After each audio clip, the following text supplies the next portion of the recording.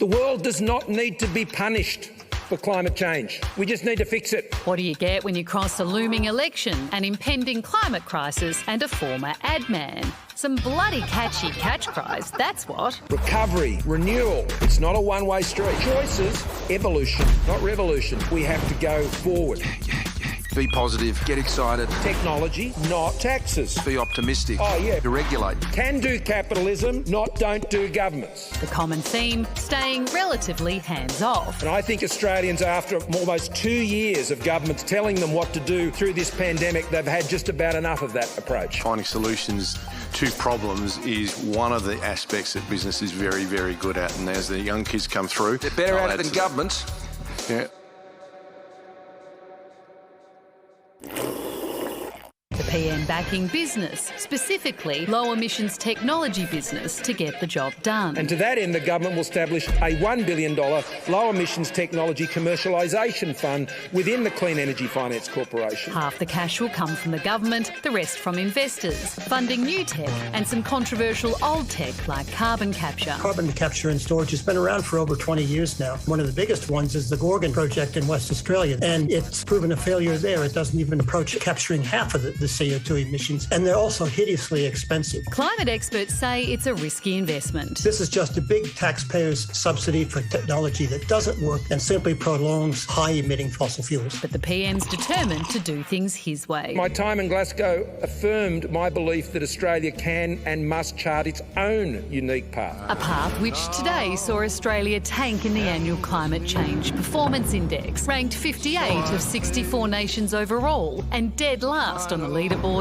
for climate policy. Man up. It's quite an embarrassing position, but unfortunately from our federal government, it is a well-earned position. So is Australia's own unique path the right one? Deregulate. Richie Merzioni is the Climate and Energy Program Director at the Australia Institute and is currently in Glasgow for COP26. Richie, given the world has really big emitters like China, India, Russia, and some of these countries didn't even bother sending their leaders to COP26, how is it that we keep getting reports where we managed to win the climate policy wooden spoon? Yeah, while China and Russia's leaders were no-shows, Australia rocked up but had nothing to really bring to the table. Australia's a wealthy country, it's industrialised, and it came here bragging that it'll meet and beat its target, but didn't want to commit to do more. That's the problem.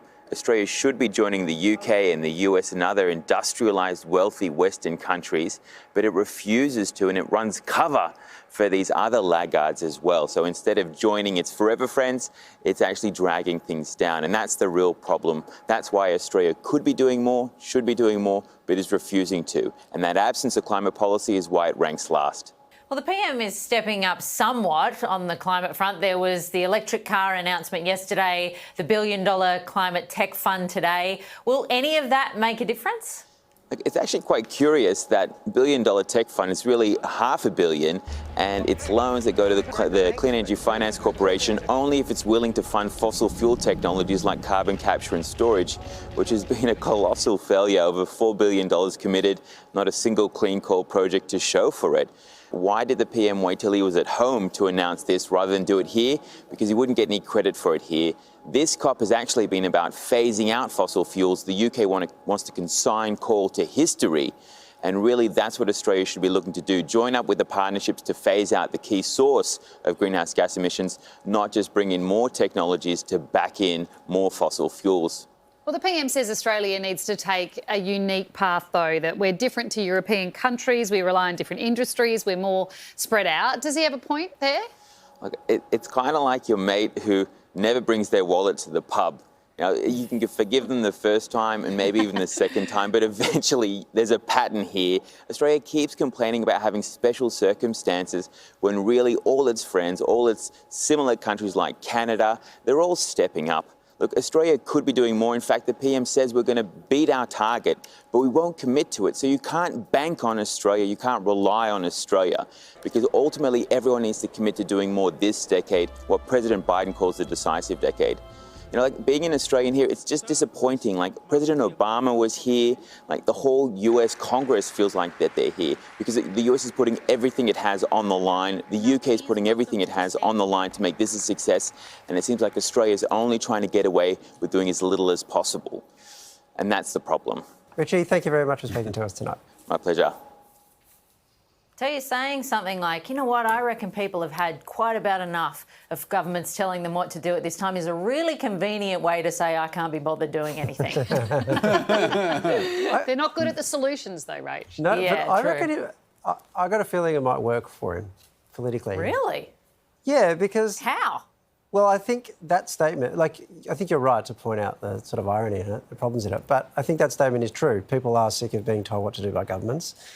I don't think they're being sick of told what to do by governments on climate, but that idea is there. And I reckon for him to say, well, business is better at solving this than government, therefore I don't need to do anything, and it's the Australian way, and, we'll do what suits us. I reckon there's just enough people who would say, yeah, I'm optimistic about Australia, I believe in our entrepreneurs, and just kind of rely on it. I don't think it would work as a climate policy, but could you imagine someone jumping on board that? He's very good at spruiking. Yeah. He's very good at spruiking to the point where he's started to sound not like a PM anymore. This is him spruiking his climate policies, and he's sounding more like a fruiterer at the local market. Ultra low cost solar under $15 per megawatt hour, under $700 per tonne for steel. Carbon capture and storage under $20 per tonne. Clean hydrogen under $2 a kilo. Dollar bag, dollar bag, dollar bag. I reckon the words associated with climate change are part of the problem. Yeah. It's actually hard to wrap your head around it. So you're trying to understand something that you can't understand. So it just washes over you, doesn't it? Yeah, absolutely.